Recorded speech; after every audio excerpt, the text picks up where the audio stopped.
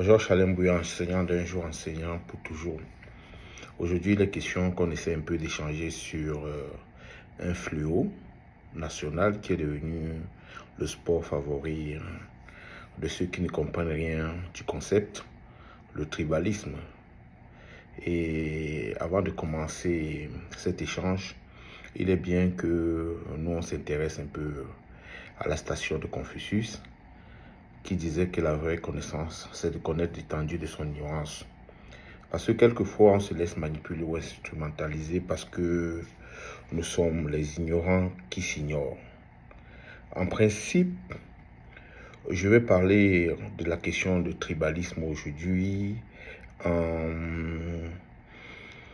essayant de mettre en exergue l'instrumentalisation du tribalisme sur les questions foncières et autour des questions électorales.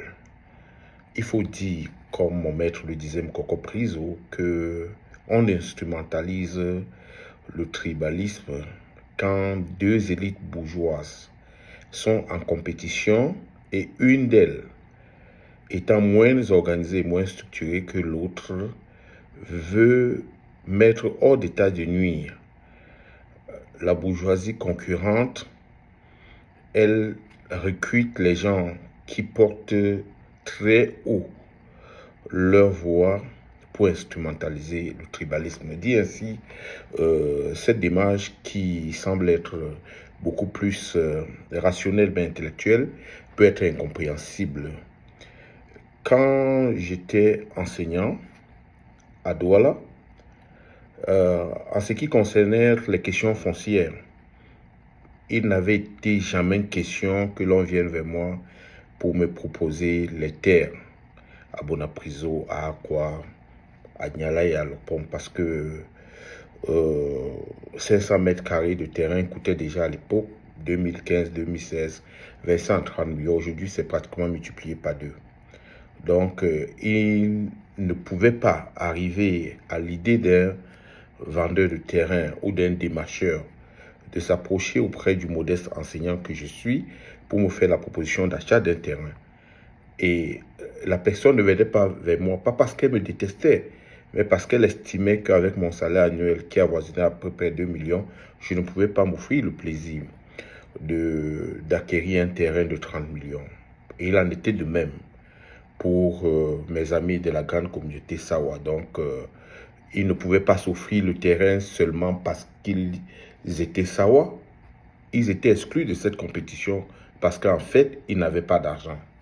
Pour dire que quand les élites bourgeoises sont en compétition, les unes s'organisent mieux pour s'approprier des terres et faire de la spéculation foncière dont tout le monde est victime.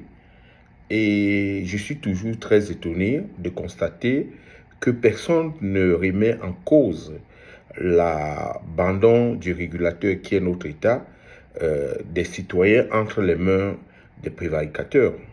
Qu'est-ce qui y a à laisser des individus sans foi ni loi acheter des terres dans toute la ville et bien évidemment dans tout le pays, viabiliser ces terres et mettre les usagers à la compétition financière? Il en est aussi de même pour les questions électorales. Moi, je suis toujours très amusé d'entendre quelqu'un qui porte la voix d'une communauté dire « Nous devons revendiquer un poste de député, nous devons y revendiquer les postes des élus, nous devons revendiquer les postes de direction. » Je dis qu'une fois encore, c'est de la diversion. Et je vais vous expliquer pourquoi. Vous savez, je suis un enfant de Banga. Je crois que le député actuel en Banga, c'est Mbapté. Même si on exclut Mbapté de la compétition pour être député en Banga, celui qui viendra là sera quelqu'un qui est riche. C'est-à-dire que les riches seraient organisés entre eux pour exclure un autre riche sous le prétexte qu'il n'est pas de la communauté. Alors que cette question, elle peut être résolue autrement. Comme par exemple quand on demande d'exclure de la compétition les enfants de telle ou telle communauté d'un poste de direction parce qu'ils ne sont pas les autochtones de la région. Ça m'amuse bien évidemment. Je pense que les revendications devraient porter sur des questions dont les solutions peuvent trouver satisfaction dans toute la communauté. Pourquoi on ne pose pas sur la table les questions du genre, par exemple, dans les collèges UP de la ville de Douala, les enfants autochtones ont accès à 25% de réduction. Les enfants autochtones ont accès à 50% de réduction. Pourquoi on ne pose pas la question de savoir, dans les universités à Douala, les autochtones y entrent gratuitement? Parce que c'est seulement par cette méthode que les enfants des pauvres peuvent plus ou moins profiter de leur éducation pour appartenir tout au moins au lendemain à ce qu'on appelle l'élite intellectuelle. Or, avec le Cameroun qui est en train d'être construit aujourd'hui, si vous n'appartenez pas à l'élite intellectuelle, si vous n'appartenez pas à l'élite financière ou économique, vous êtes mis hors course. Tout ce qu'on vous raconte là, on est en train de vous déranger, on est en train de vous instrumentaliser et c'est un appel à la vigilance. Chacun doit décider de se construire, chacun doit décider d'être en état d'alerte et surtout savoir que les marxistes que nous sommes, nous disons toujours qu'il y a deux races dans ce monde-là ici. Il y a la race des pauvres et la race des riches. Mais il faut aussi appeler la race des riches de faire valoir à un moment donné la générosité. Or, il s'avère que dans notre pays, la question de générosité a complètement disparu de la mémoire de ceux qui nous gouvernent.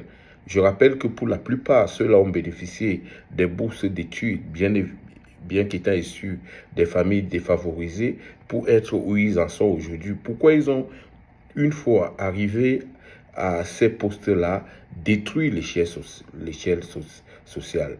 Cette question, personne ne la pose. Chaque temps vient raconter des choses qui n'ont pas de sens. Et je vois des amis à moi qui partagent ça. Et je me dis, comment sont-ils devenus si ignorants?